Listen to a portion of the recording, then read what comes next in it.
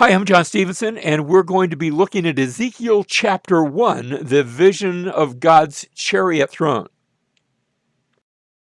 As our book opens, Chapter 1, verse 1, now it came about in the 30th year, on the 5th day of the 4th month. And you say, well, the 30th year of what? What's taking place? When we get down to verse 3, we're going to see that it's the 5th year of Jehoiachin having been carried into captivity. So it's not that. And so what happened 30 years ago? And probably the best guess we can make is that it was Ezekiel's 30th year. It was his 30th birthday. Happy birthday, Ezekiel. And what would happen on your 30th birthday? We're going to see in a minute that he was a priest, and a priest would begin his priestly ministry usually on his 30th year. In fact, it's for this reason that we see the ministry of Jesus beginning when he's about 30 years old. Now, Jesus wasn't a priest, not in the Levitical sense. He wasn't from the tribe of Levi, but he did have a priestly ministry. He also had a kingly ministry and a prophetic ministry. Jesus, of course, is prophet, priest, and king. Ezekiel isn't prophet, priest, and king, but he is a priest, and we're going to see that he's also given a prophetic ministry. So in that sense, he's going to remind us a little bit of Jesus, who is both a prophet and a priest. And it comes about on the 30th year. But notice, on the 5th day of the 4th month, he's not back in Jerusalem where he can minister in his priesthood. He says, I was by the river Chebar among the exiles when the heavens were opened and I saw the visions of God. When he says he was by the river Chebar, that's way over near the city of Babylon, in that area of Mesopotamia. Chebar was one of those little canals that connect to the Euphrates River. And it's a place where 10,000 of the craftsmen and the warriors and the nobility and people of Judah had been carried off into exile. The city of Jerusalem hasn't been destroyed yet. The temple is still standing, but Ezekiel isn't there. He's not able to do his priestly function. So instead, God is going to give him a prophetic function. And so we read verse 2, on the 5th day of the on the 5th month, in the 5th year of King Jehoiachin's exile. That's the grandson of Josiah, who had been the king, and then the kingship had passed to some of his one of his uncles, and then his father, and then he had been carried away into exile. He'd only been king for about 100 days. And so he's still alive. He's still in Mesopotamia. There's somebody else on the throne. Verse 3, the word of the Lord came expressly to Ezekiel, not the prophet, the priest, the son of Buzi, in the land of the Chaldeans, by the river Chebar, and there the hand of the Lord came upon him. And we're going to read about what happens to him as the hand of the Lord comes upon him.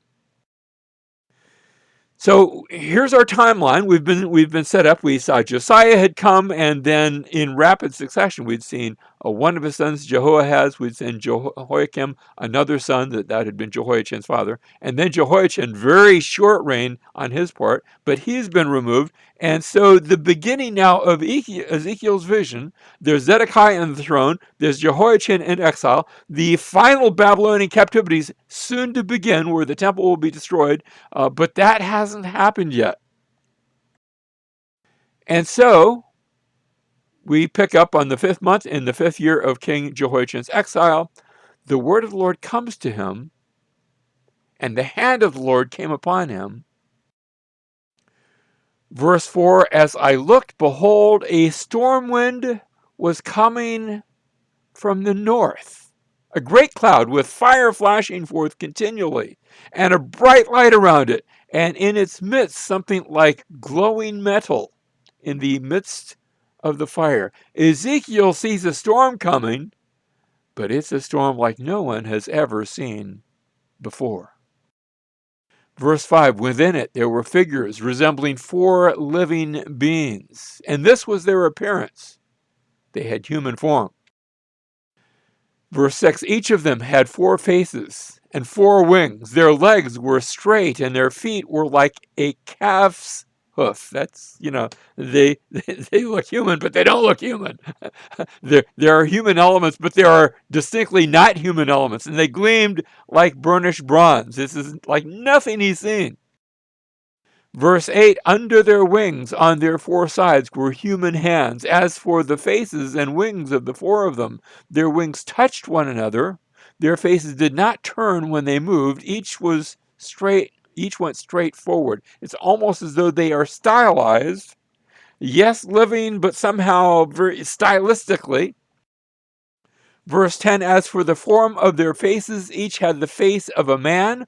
All four had the face of a lion on the right and the face of a bull on the left, and all four had the face of an eagle. So these multi-faced beings, and notice the faces, it's not just where there's different expressions, but different creatures are represented. Now, when we see these, notice there's a man, a lion, a bull, and an eagle. Man, think of the one who's in the image of God, but then other aspects of creation. Lion, we think of the king of beasts. A bull, that's rather domesticated. An eagle, that's flying. And when we see this, I'm giving another spoiler, when we get to Ezekiel chapter 10, we're also going to see a similar vision. Again, there will be four faces, but they will change slightly. We'll see a cherub, that is a strong angel, and then there will also be a man and a lion and an eagle. So notice there's going to be they're sort of able to be substituted. Much later, when we get to the book of Revelation, Revelation chapter 4 is also going to have a vision where there will be four living creatures, again showing different faces, where we'll see a lion and a calf and a man and an eagle. Sort of sounds like what we are seeing here in Ezekiel chapter 1, but notice instead of a bull, there's a calf. And so what is it depicting? It is depicting all forms of life, whether human life or wildlife or domesticated life or up in the air life like an eagle or angelic life or human. The point is that God is God of all life. They are all his creation. They are all his creatures, whether angels or man or wild animals or domestic animals or flying animals. No fish here, but yeah, I suppose you could have even done that. God is the God.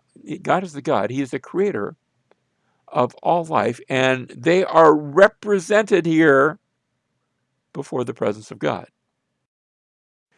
Verse 11, such were their faces. Their wings were spread out above, each having two touching each other, touching another being, and two covering their bodies. Notice the wings are multifaceted too. There are wings for flying, there are wings for covering. These sort of depictions, it's interesting to note, are rampant in the Middle East, especially in places like Assyria and Babylon and later on in Persia. These pictures of these various beings with different heads and different wings and covering and flying. And perhaps what God is doing as a part of this is that he's speaking in a way that can be culturally communicated. That is, he's speaking in a way that they would hear and understand. Similarly to the way sometimes we might use when we're speaking today. We might use a football illustration, or we might use a technology information. We might talk about how you get on your cell phone and speak to the Lord, and not literally like that, but it's a representation that communicates.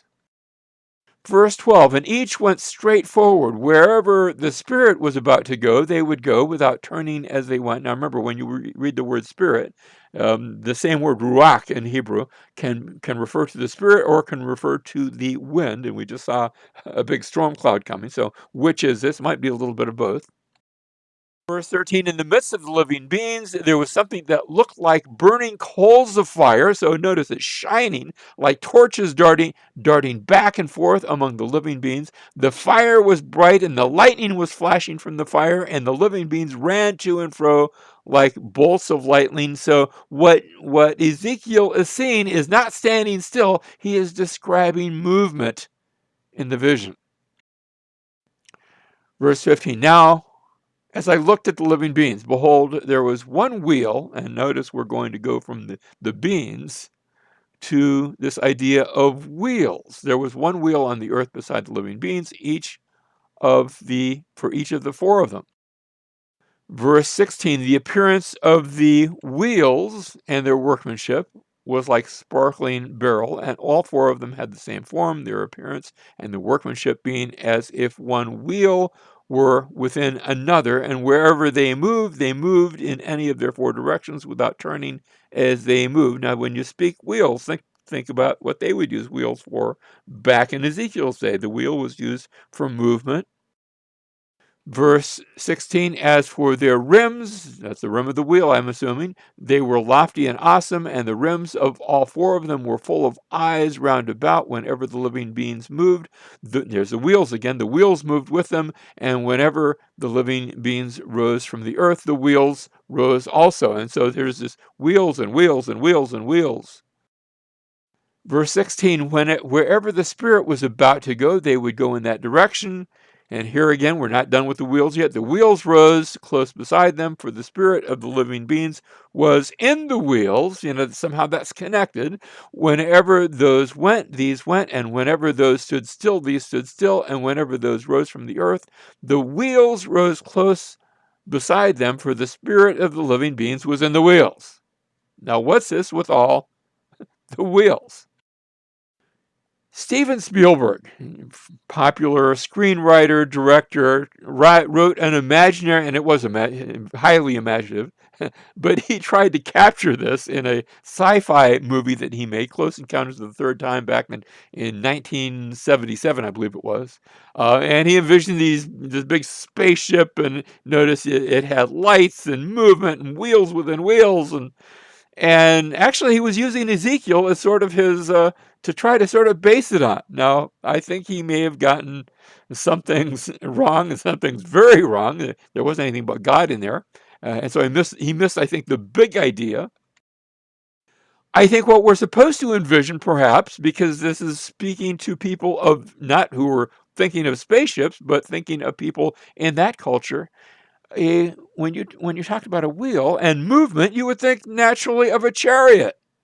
Only the chariot that we're being described is something very different. It's not just a normal run-of-the-mill chariot. It's a heavenly chariot coming from the sky, coming from God himself.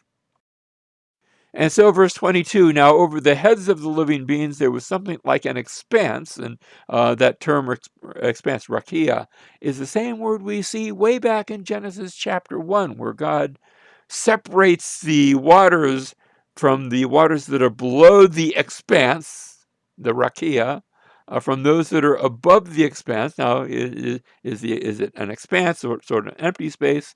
You can actually, like in the Old King James translates it the firmament, which sort of sounds like a big giant dome in the sky. And that's okay. That's not, remember, this is being descriptive. It's not being scientifically precise. And when you look up in the sky, it sort of looks like a big dome over your head. And sometimes we talk about the dome of the heavens, the dome of the sky, as you just envision this entire night sky. And so there was something like that, like the awesome gleam of crystal spread out over their heads, over the heads of these living beings. Under the expanse, their wings were stretched out straight, one toward the other. Each one also had two wings covering its body on the one side and on the other. And incidentally, what I'm giving you here in the picture is a graphic representation that was supposed to represent the Persian king who would shortly come on the scene, shortly after Ezekiel's day, a Persian king by the name of Cyrus the Great. And notice how he's pictured with wings, meaning that he can go from one end of the world to the other end of the world and nothing can stop him. And that's what's being represented here. Verse 24, I also heard the sound of their wings like the sound of abundant waters as they went, like the voice of the Almighty, a sound of tumult, like the sound of an army camp. Now, there's three different ways of describing something really, really loud. Whenever they stood still, they dropped their wings. Now above the expanse that was over their heads, there was something resembling a throne. And so crowning everything is this throne, like lapis lazuli in appearance. That is, it's colorful, it's glowing, it's sparkling, it's beautiful. And on that which resembled a throne high up was a figure. Notice you've got the throne, but then on it was a figure with the appearance of a man. Now, this is sort of the culmination. It's all about this one that's on the throne. And notice, it doesn't say it's a man. It says one with the appearance of a man. And then verse 27, it's going to really take us into the next section. But then I noticed from the appearance of his loins and upward something like glowing metal that looked like fire all around within it. And from the appearance of his loins and downward, I saw something like fire, and there was a radiance all around. So he's glowing, this one who has the appearance of a man. And finally, verse 28, as the appearance of the rainbow in the clouds on a rainy day, so was the appearance of the surrounding radiance. Such was the appearance of the likeness of the glory of the Lord. Now he's telling you what it is. I said, spoiler alert. It's the glory of the Lord. And when I saw it, I fell on my face and heard a voice speaking. And when we want to know what that voice says, we're going to have to look in the next chapter, and we'll see that. But first, I want to look at it and see what we've seen already. We had the appearance of a man, and now we have the likeness of the glory of the Lord.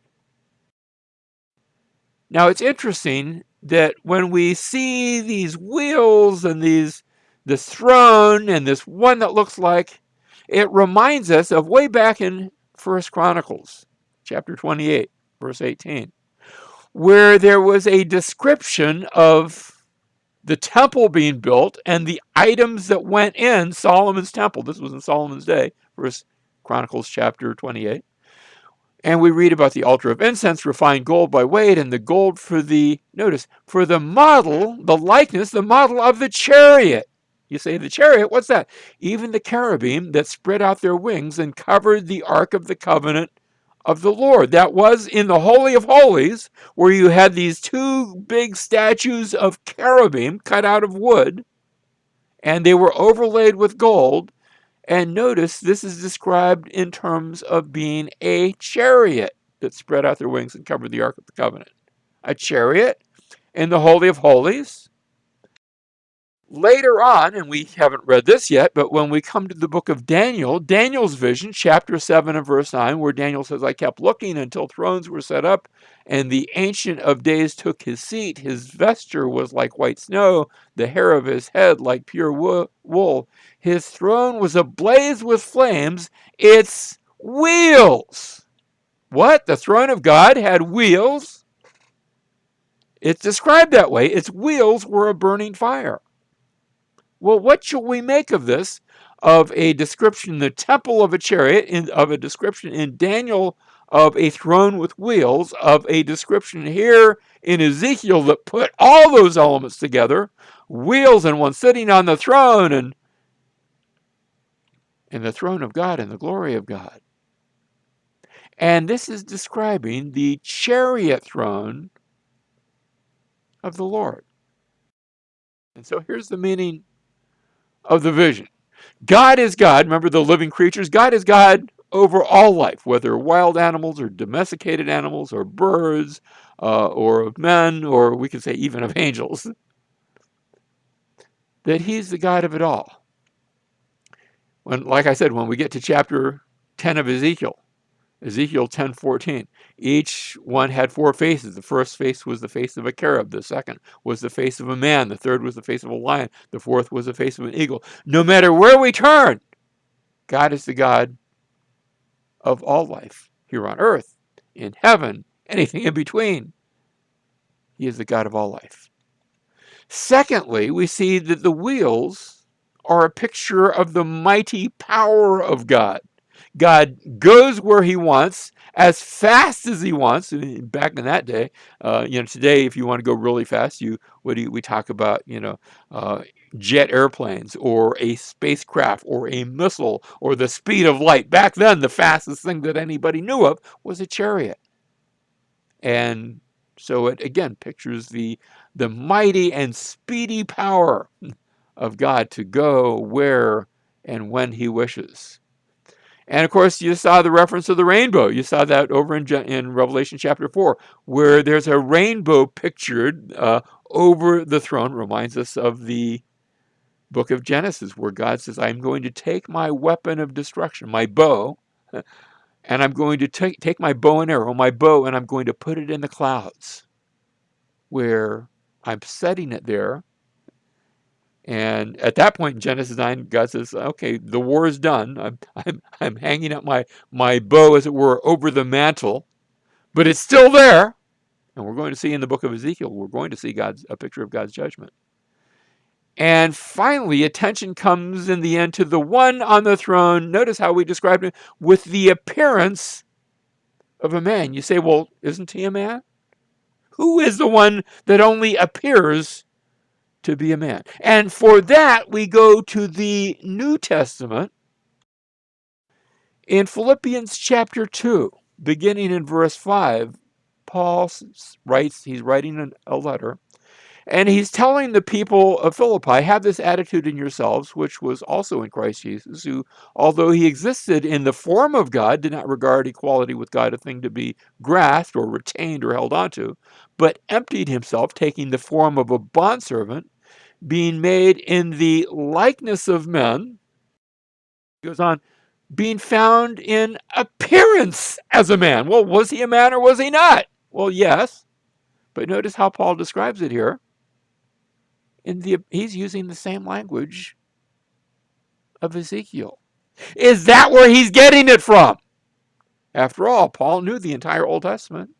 Perhaps he is quoting, at least in this phrasing, Ezekiel, being found in appearance as a man. He humbled himself by becoming obedient to the point of death, even death on a cross. And for this reason also, God highly exalted him and bestowed on him the name which is above every name, so that at the name of Jesus, every knee will bow. And at this point, Paul is quoting not Ezekiel, but he is quoting Isaiah. So at the name of Jesus, every knee will bow, those who are in heaven and on earth, under the earth. Remember how we likened it? Whether it be men or angels or lions or tigers or bears or whatever life it is, that every tongue will confess that Jesus Christ is Lord, to the glory of God the Father. Can I say it this way? Paul points out that Ezekiel saw Jesus. And I hope you see him too.